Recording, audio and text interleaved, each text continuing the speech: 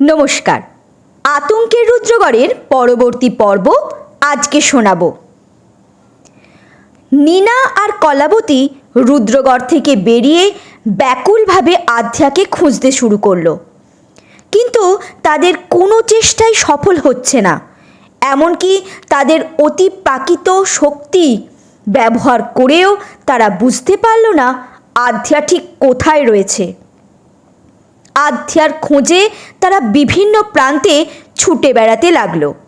বিভিন্ন গাড়ি, রিক্সা, ট্যাক্সির ভেতরেও তাকিয়ে দেখল যদি কোথাও আধ্যার দেখা মেলে, কিন্তু সমস্ত চেষ্টাই বিফল হলো। চিন্তায় বিভোর হয়ে তারা এক পর্যায়ে ভাবল যে আধ্যা হয়তো সন্তোষপুরের দিকে রওনা হয়েছে। বসন্তনগর থেকে সন্তোষপুরের বাস ছাড়ে, তাই তারা দ্রুত বসন্তনগরে পৌঁছলো। কিন্তু হতাশা বাড়ল আরও, কারণ সন্তোষপুরগামী 9টার বাস অনেক আগেই ছেড়ে গেছে। সময় নষ্ট না করে তারা স্টেশনের দিকে ছুটল। যদি আধ্যা ট্রেন ধরার জন্য স্টেশনে গিয়ে থাকে। স্টেশনে পৌঁছে তারা হন্যে হয়ে আধ্যার খোঁজ শুরু করলো। প্ল্যাটফর্মের প্রতিটা কোণ অপেক্ষারত যাত্রীদের ভিড়, এমনকি টিকিট কাউন্টারের সামনে দাঁড়ানো মানুষগুলোকেও গভীরভাবে তারা পর্যবেক্ষণ করলো, কিন্তু আধ্যার কোনো হদিশ পেল না। নীনা আর কলাবতীর মনের উদ্বেগ ক্রমশ বেড়ে চলল। তারা পরস্পরের দিকে তাকিয়ে গভীরভাবে ভাবতে লাগলো আধ্যা ঠিক কোথায় যেতে পারে। এমনকি তাদের শক্তি দিয়ে ভবিষ্যৎ দেখার চেষ্টা করেও কোনো উত্তর তারা খুঁজে পেল না। কিন্তু তারা আশা ছাড়ল না। আধ্যাকে খুঁজে বের করার দৃঢ় সংকল্প নিয়ে তারা আবার আধ্যাকে খুঁজতে লাগলো। আধ্যা বাসের জানলার পাশে চুপচাপ বসে আছে। বাইরের দৃশ্যের দিকে তাকালেও তার মন তাতে নেই। তার চিন্তা চলে গেছে অতীতের অন্ধকারে, যেখানে উত্তরহীন প্রশ্নের ভিড়। কেন তাকে জন্মের পরই হাঁড়িতে ভরে নদীতে ভাসিয়ে দেওয়া হয়েছিল? সে কি তার মায়ের অবৈধ সন্তান, নাকি অন্য কেউ তার মায়ের কাছ থেকে তাকে ছিনিয়ে নিয়ে এমন নিষ্ঠুর কাজ করেছিল? যদি কেউ তাকে সত্যি মেরে ফেলতে চাইতো, তবে নদীতে ভাসানোর বদলে আরও নির্মম পন্থা বেছে নিতে পারত। তবে কি তাকে বাঁচিয়ে রাখার কোনো উদ্দেশ্য ছিল? আধ্যা মনের গভীরে ছটফট করতে লাগলো। সে দৃঢ় প্রতিজ্ঞ, সে তার মাকে খুঁজে বের করবেই।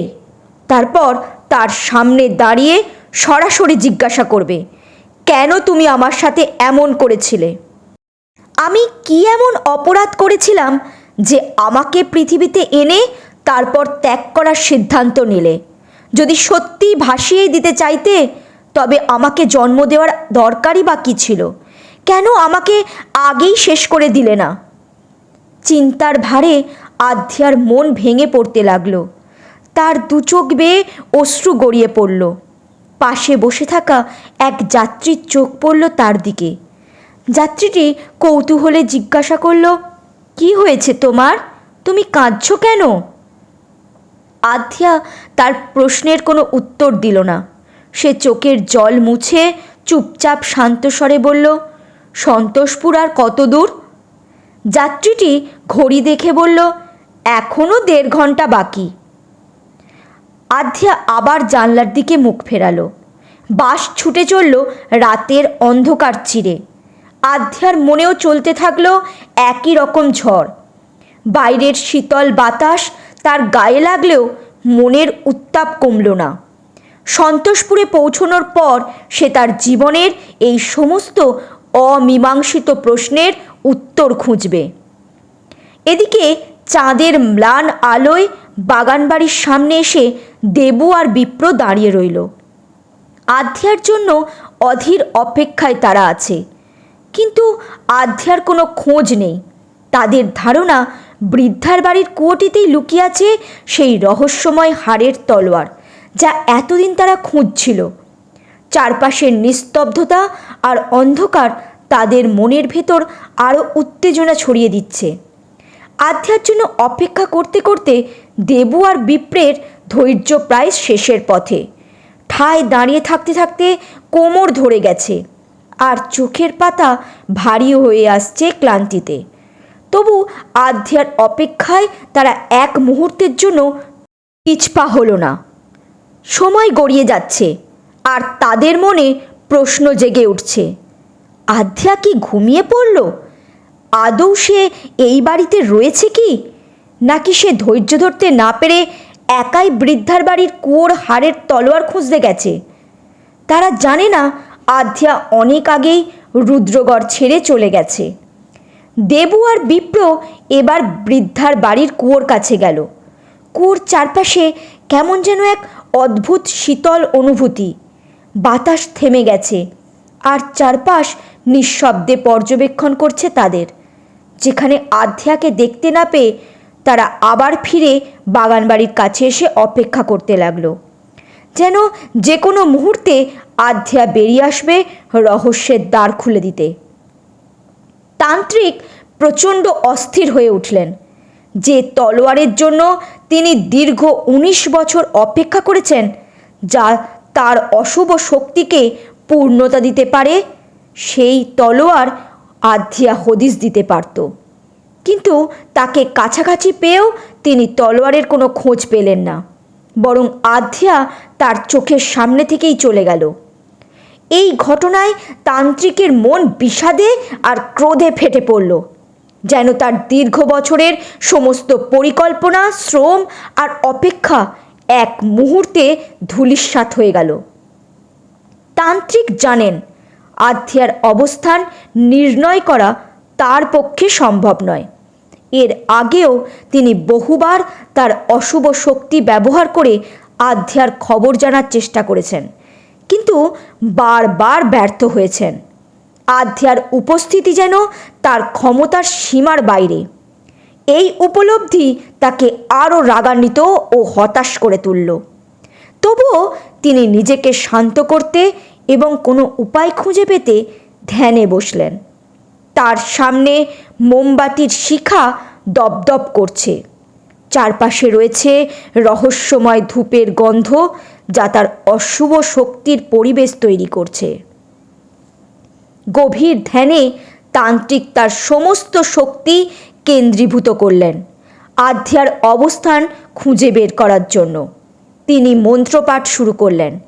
চারপাশে কালো শক্তির ঘূর্ণি সৃষ্টি হতে লাগলো, কিন্তু একসময় সেই ঘূর্ণি থেমে গেল। তার সমস্ত চেষ্টা বিফলে গেল। তান্ত্রিক জানেন তার অশুভ শক্তি ঐশ্বরিক শক্তির বাধার সামনে অসহায় হয়ে দাঁড়িয়েছে, যা তিনি কখনো ভেদ করতে পারবেন না। এই ব্যর্থতা তাকে আরও ক্ষুব্ধ ও ব্যথিত করল। তবুও তিনি হাল ছাড়লেন না। গভীর ধ্যানে বসে তিনি প্রতিজ্ঞা করলেন যে যেভাবেই হোক তিনি আধ্যাকে খুঁজে বের করবেন, আর তলোয়ার পাওয়ার স্বপ্ন কখনোই অপূর্ণ থাকবে না, কারণ তিনি জানেন এই তলোয়ারই তার অশুভ শক্তিকে সর্বোচ্চ সীমায় নিয়ে যাবে। রাত 11:30টার দিকে বাস সন্তোষপুর এসে থামল। আধ্যা ধীর পায়ে বাস থেকে নামল। তার সাথে আরেকজন লোক নেমে দ্রুত পায়ে গটগট করে সামনে এগিয়ে গেল এবং অন্ধকারে যেন মিলিয়েই গেল। বাস স্ট্যান্ড প্রায় শুনশান। আশেপাশে কোনো মানুষের চিহ্ন নেই। দোকানপাট সব বন্ধ হয়ে গেছে, আর হিমশীতল বাতাস আশেপাশের নিস্তব্ধতাকে আরও ভারী করে তুলছে। আধ্যা কিছুক্ষণ দাঁড়িয়ে চারদিকে তাকালো, তারপর ভেতরের দিকে একটি রাস্তা ধরে হাঁটতে শুরু করলো। রাস্তাটি সংকীর্ণ আর অন্ধকারচ্ছন্ন।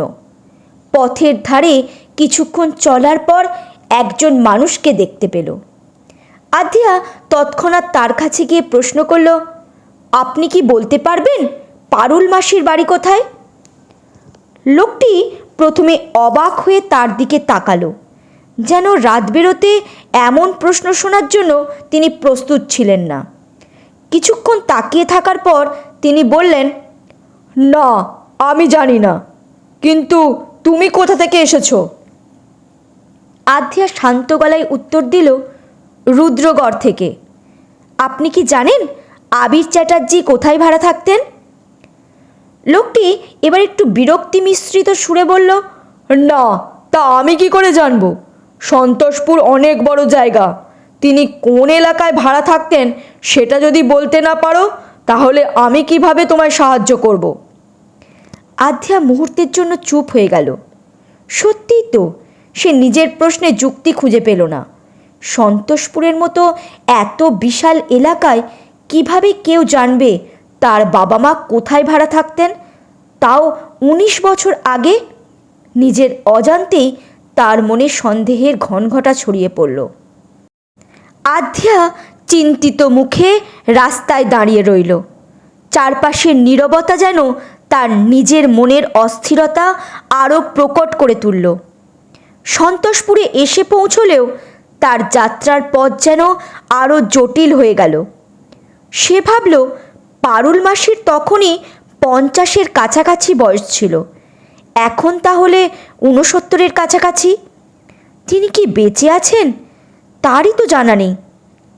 পারুল মাসি যে জায়গাটিতে থাকতেন তার নাম মায়ের কাছে শোনা হয়নি। আধ্যার মনে হাজারো প্রশ্ন, তবুও সে জানে তাকে এগিয়েই যেতে হবে। সে ধীরে ধীরে আবার পথ চলতে শুরু করলো। অন্ধকার রাতে তার নিজের অস্থির ছায়াটিকে সে সঙ্গী করল। এত রাতে চারপাশ নিস্তব্ধ, সবাই ঘরবন্দি, কিন্তু আধ্যা পারুল মাসির কথা জানার জন্য উদ্গ্রীব। সে ভাবল, মাসির বাড়ি তো নদীর একেবারে পাশে, তাহলে নদীর কাছে গিয়ে দেখি, যদি সেখানে কাউকে পাই তবে হয়তো তার কাছ থেকে কিছু খবর মিলবে। কিন্তু নদী কোন দিকে তা তো জানা নেই। সাহস করে আধ্যা একটি বাড়ির সামনে গিয়ে কলিং বেল চাপল। কলিং বেলের আওয়াজ পাখির ডাকের মতো শোনালো। কিছুক্ষণ পর ভেতর থেকে একজন মহিলা বেরিয়ে এলেন। আধ্যার বিধ্বস্ত চেহারা দেখে বিস্মিত হয়ে বললেন, কে তুমি? অস্থির গলায় আধ্যা বলল, আমায় আপনি চিনবেন না, সন্তোষপুরের নদীটা কোন দিকে বলতে পারবেন? মহিলাটি একটু অবাক হয়ে নদীর দিকটা দেখিয়ে দিলেন। নদীর দিকের ইশারা পেয়ে আধ্যার মনে আশার আলো জ্বলল। সে আবার প্রশ্ন করল, 69-এর কাছাকাছি বয়সের এক বৃদ্ধা পারুল মাসি নামে কাউকে চেনেন আপনি? উনি লোকের বাড়িতে কাজ করতেন। মহিলাটি মাথা নেড়ে বললেন, না, ওই নামের কাউকে চিনি না। ও আচ্ছা, ধন্যবাদ। এই বলে আধ্যা নদীর দিকে এগিয়ে চলল। তার চোখে এখনও প্রশ্ন, মনে এক ধরনের অজানা আশা। রাতের অন্ধকার আর নদীর মায়াবী ডাক তাকে টানছে অজানার দিকে। আধ্যা নির্জন রাস্তা দিয়ে ধীরে ধীরে হেঁটে যাচ্ছে। চারপাশের পরিবেশ নিস্তব্ধ আর বাতাস ভারী হয়ে আছে। রাস্তায় মানুষের কোনো সাড়া শব্দ নেই, শুধু দূরের কোনো অচেনা পাখির ডাক শোনা যাচ্ছে। আধ্যার মনে অজানা এক শূন্যতার অনুভূতি কাজ করছে। সামনে কিছু দূরে দুই যুবক রাস্তায় দাঁড়িয়ে নিজেদের মধ্যে কথা বলছে। তারা একে অপরের সঙ্গে মজা করে হাসাহাসি করছে। আধ্যা তাদের দিকে না তাকিয়েই নিজের গন্তব্যে মনোযোগ দেওয়ার চেষ্টা করল।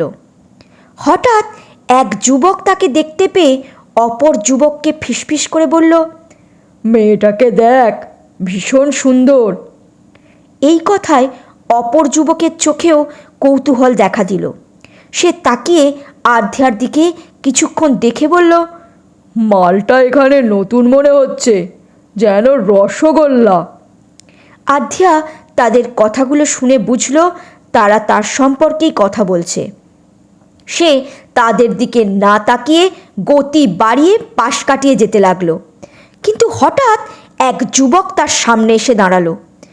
মদের গন্ধ ভরা মুখ নিয়ে বলল সে, কোথায় যাচ্ছ সুন্দরী? কথাটা বলেই সে আধ্যার একটা হাত ধরল।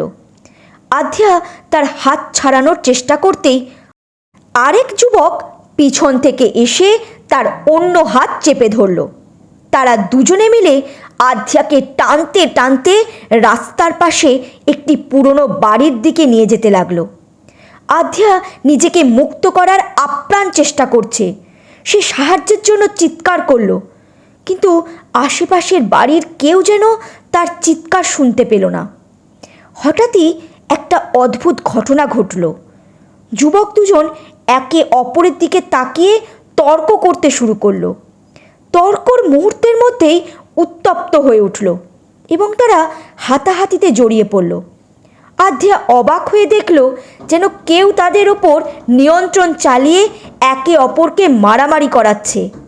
একে অপরকে ঘুষি মারার শব্দ, চিৎকার আর গালাগালিতে পরিবেশটা কেমন ভয়ানক হয়ে দাঁড়ালো। এই সুযোগে আধ্যা দ্রুত দৌড়ে পালালো। কিছু দূর যাওয়ার পর আধ্যার চোখে পড়ল রাস্তার মাঝখানে একটা বড় কেউটে সাপ ফনা তুলে তার দিকে তেড়ে আসছে। সাপটির চকচকে কালো শরীর আর লালচে চোখের দৃষ্টি যেন আধ্যার বুকে রক্ত জমিয়ে দিল। ভয়ে সে দৌড়তে শুরু করলো, কিন্তু যত সে দৌড়াচ্ছে সাপটি তত তার পিছু নিচ্ছে। আধ্যা জানে সাধারণত সাপ এঁকে বেঁকে দৌড়লে লক্ষ্যভ্রান্ত হয়, কিন্তু এই সাপটি লক্ষ্যভ্রান্ত হচ্ছে না, তার দিকে দ্রুত ছুটে যাচ্ছে। আধ্যার গায়ে ঠান্ডা ঘাম জমতে লাগলো। একসময় সে রাস্তার শেষে একটি ভাঙাচোরা বেড়ার বাড়ি দেখতে পেল। নির্জন, পরিত্যক্ত আর অন্ধকারে ঢাকা এই বাড়িটি তার শেষ আশ্রয় মনে হলো। দৌড়ে গিয়ে সে বাড়ির ভেতরে ঢুকে দরজার পিছনে লুকিয়ে পড়ল। বাইরে ঝোড়ো বাতাসের শব্দ আর সাপটির ফোঁস আওয়াজ শুনে আধ্যার গা শিউরে উঠল। এদিকে নীনা আর কলাবতী রুদ্রগড়ের বাইরে বিভিন্ন জায়গায় আধ্যাকে খুঁজে না পেয়ে সন্তোষগড়ের বিভিন্ন প্রান্তে খুঁজতে শুরু করলো। শহরের উপকণ্ঠ থেকে প্রাচীন মন্দির চত্বর, নদীর আশেপাশে দেখল, কিন্তু আধ্যার কোনো চিহ্নই মিলল না। তাদের অশুভ শক্তি প্রয়োগ করেও আধ্যার অস্তিত্ব টের পেল না তারা। সময় দ্রুত বয়ে যাচ্ছে আর পূর্ব দিগন্তে ভোরের আভা ফুটতে শুরু করেছে। নিরাশ নীনা আর কলাবতী বাধ্য হয়ে রুদ্রগড়ের শ্মশানে ফিরে এলো। দেবু আর বিপ্র বাগানবাড়ির কাছে প্রায় সারা রাত দাঁড়িয়ে অপেক্ষা করেও আধ্যাকে বাগানবাড়ি থেকে বেরোতে না দেখে তারা শেষ পর্যন্ত সিদ্ধান্ত নিল শ্মশানে ফিরে গিয়ে তান্ত্রিককে এ খবর জানাবে। তবে শ্মশানে গিয়ে তারা তান্ত্রিককে দেখতে পেল না। তারা ভাবল তান্ত্রিক হয়তো তার গোপন আস্তানায় আছেন, তাই তারা দ্রুত তান্ত্রিকের গোপন আস্তানার দিকে গেল। তান্ত্রিক তার গোপন আস্তানায় গভীর ধ্যানে মগ্ন আছেন। হঠাৎ এক অপার্থিব শক্তির আভাসে তিনি চোখ খুললেন। তার সামনে নীনা আর কলাবতী দৃশ্যমান হলো। ঠিক সেই সময় দেবু আর বিপ্র তান্ত্রিকের গোপন আস্তানার কাছে এলো। নীনা উদ্বিগ্ন ভঙ্গিতে দীর্ঘশ্বাস ফেলে তান্ত্রিককে বলল, আমরা কালিকাপুর, বসন্তনগর আর তার আশেপাশের সমস্ত এলাকা এবং সন্তোষপুরেও খুঁজেছি, কিন্তু আধ্যার কোনো সন্ধান পাইনি।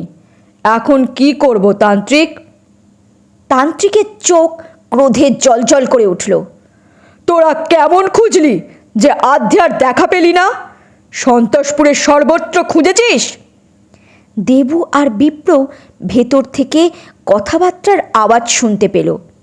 তান্ত্রিক কারোর সঙ্গে রাগান্বিত স্বরে কথা বলছেন। এমন পরিস্থিতিতে ভেতরে ঢোকা ঠিক হবে না বুঝে তারা একপাশে আড়ালে দাঁড়িয়ে গেল। তারা ভাবতে লাগলো, গুরুদেব এই গোপন আস্তানায় কাদের সঙ্গে এত রাগ নিয়ে কথা বলছেন।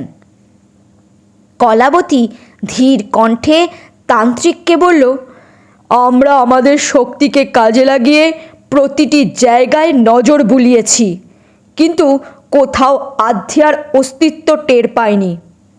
তান্ত্রিক কিছুক্ষণ চোখ বন্ধ করে কি যেন ভাবলেন, তারপর দৃঢ় কণ্ঠে বললেন, আমার মন বলছে ও সন্তোষপুরেই আছে, ওর আসল বাবা মাকে খুঁজতে গেছে। এই কথা শুনে বাইরে দাঁড়িয়ে থাকা দেবু আর বিপ্র হতবাক হয়ে গেল। তারা তো জানতো কলির মাসি আর মেসোমশাই আধ্যার বাবা মা। তার মানে আধ্যা আসলেই রুদ্রঘর ছেড়ে চলে গেছে। বিপ্রর মনে কেমন একটা শূন্যতা ছড়িয়ে পড়ল। তান্ত্রিক সন্দেহ প্রকাশ করে নীনা আর কলাবতীকে বললেন, আধ্যা যদি হাড়ের তলোয়ার খুঁজে পেয়ে সেটি নিয়ে পালিয়ে গিয়ে থাকে? নীনা মাথা নাড়িয়ে বলল, না তান্ত্রিক। তান্ত্রিক বললেন, বলা তো যায় না, ও গোপনে পোশাকের নিচে হাড়ের তলোয়ারটি লুকিয়ে নিয়ে রুদ্রগড় ছাড়তে পারে। নীনা দ্বিধাগ্রস্ত কণ্ঠে বলল, কিন্তু পিশাচিনীকে ধ্বংস না করে ও কেন তলোয়ার নিয়ে যাবে? হয়তো আধ্যা তলোয়ারের প্রকৃত শক্তি সম্পর্কে জেনে গেছে। হয়তো সেই অসীম শক্তির জন্যই পিশাচিনীকে ধ্বংস না করে সরাসরি তলোয়ারটা নিয়ে সে পালিয়েছে। ওই তলোয়ার আমার চাই। ওই তলোয়ার পেলে আমি পিশাচিনীকে ধ্বংস করব না, বরং তাকে নিজের বশে এনে ইচ্ছে মতো ব্যবহার করব। তান্ত্রিক আবার একটু থেমে বললেন, শুধু তলোয়ারই নয়, ওই আধ্যা মেয়েটাকেও আমার চাই। সামনে কৌশিকী অমাবস্যা, তার মধ্যেই ওকে আমার হাতে চাই। এক মুহূর্ত দেরি না করে বেরিয়ে পড় এক্ষুনি।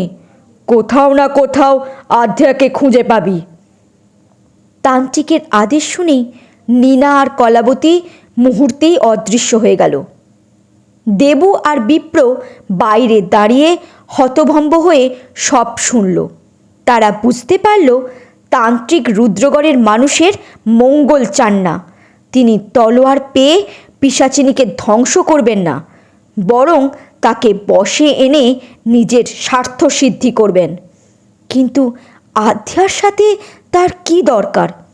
কেন তিনি অমাবস্যার মধ্যেই তাকে চান? এই প্রশ্ন দুজনেরই মনে জাগল। ভেতর থেকে কিছুক্ষণ কোনো শব্দ না আসায় দেবু আর বিপ্র ভেতরে ঢুকল। কিন্তু তারা শুধু তান্ত্রিককেই দেখতে পেল, অন্য কাউকে না।